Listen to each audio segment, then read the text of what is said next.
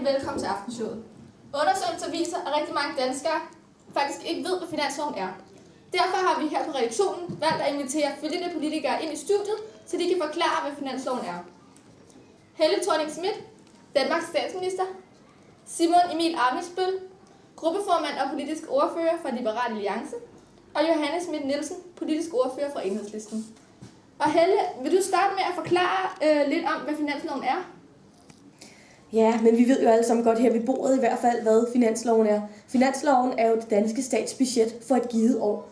Og det er jo også meget godt at vide, at det er den, der både står for størrelsen og fordelingen af statslige udgifter. Men hvor kommer pengene egentlig fra? Kan du svare på det, Simon?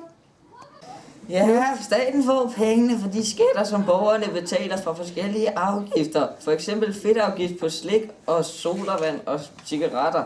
Det kan også være for bilafgifter. Hvem er det så helt præcis, der bestemmer, hvordan pengene skal fordeles i samfundet, Johanne? Ja, det er selvfølgelig regeringen, der skal bestemme, hvordan pengene skal bruges. Men Simon, hvor ofte bliver der lavet en ny finanslov? Det bliver der gjort hvert år, og faktisk så er finansloven sammenfaldende med kalenderåret. Hvordan foregår det så, når der bliver lavet en ny finanslov, Helle?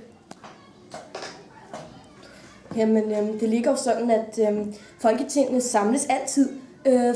september til behandling af lovforslaget.